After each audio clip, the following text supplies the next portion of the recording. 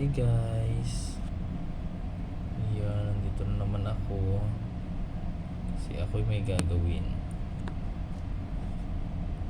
Yan. Hello. Mga pala ito nga pala ito nga pala ating gagawin ay tatanggalin ko ito. Yan, tatanggalin natin ito. Kasi ito kinabit ko na kanina.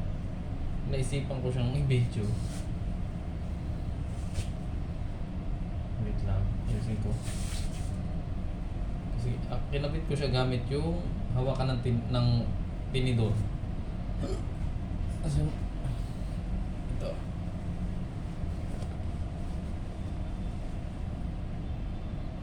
Ito. Kita nyo to. Ito ay pinutol ko yung ano ng tinidor. Ngayon susuot ko siya dito.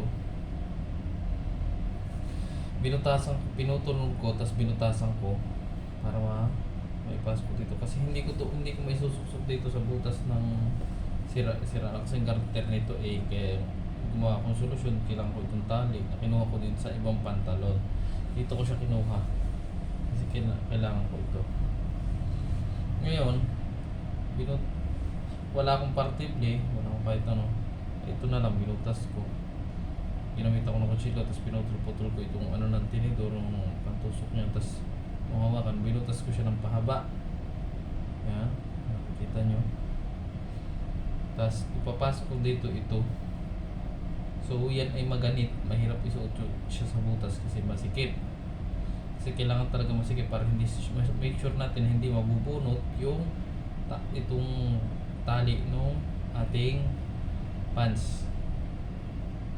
Kailangan makuha natin ito na gamit yung kuko. Yan, nakuha na natin. So yan ay maganit. Pag ginan nyo, medyo hindi siya masyado na baba. Yan. Kumbaga make sure natin ito kasi ang gagamitin natin para maipasok natin ito dito sa ating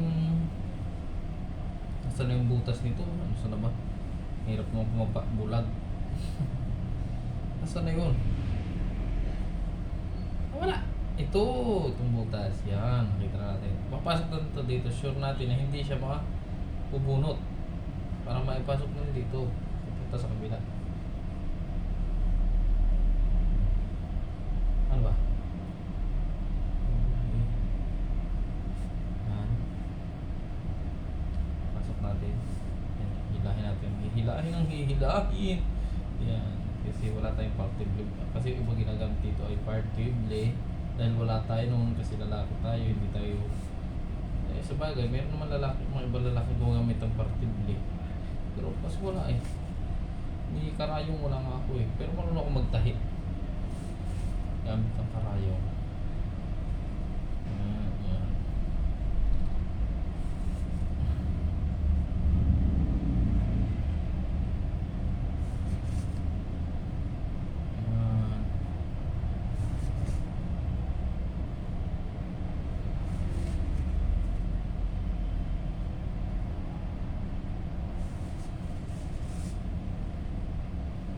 Yun, naipasok ko na, napagtagumpayan ko na ipasok. So, bubunutin ko na ito dito. Yun, tanggal ko na.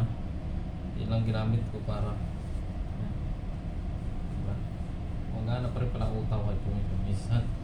Yan ngayon, tutupiin na natin ito kasi pwede na natin ito isuot sa ating pagtatrabaho bukas. Yan, meron tayong pagtatrabahohan bukas. Maraming salamat sa inyo guys. Ito ay napagtagumpayan ko na. Ayan, itutupiin ko na. Ay, bakit yan ang pagtupi? Ulitin natin. Ang lalaki, ang mga blind kasi once na nagtupi ng ganito, mga bagay-bagay, mga damit, yun sure yung mga kanto-kanto niyan talagang sinusure namin na pantay-pantay ganit. Mas ano ba para sa inyo? Sino ba magaling magtupi? Yung mga visually impaired o yung nakakita ng mga base o nakikita na minsan hindi pantay-pantay yung dulo ng tupi. Katulad na mga blind na minsan pantay-pantay. Ayun, salamat sa inyo guys at ito. Pagtagumpay na naman natin. Hmm. So, bye-bye na muna ulit. Ganyan lang ating buhay. At sunod i-flex natin yung aircon ng ating nabili. TCL aircon condition. Yung pagsisilan natin. Kasi pag-install, tatlo lang kaming blind na nag-aakyat mo doon eh. Pero sinaksakan ko lang ng karton at saka ng styrofoam pansamantala.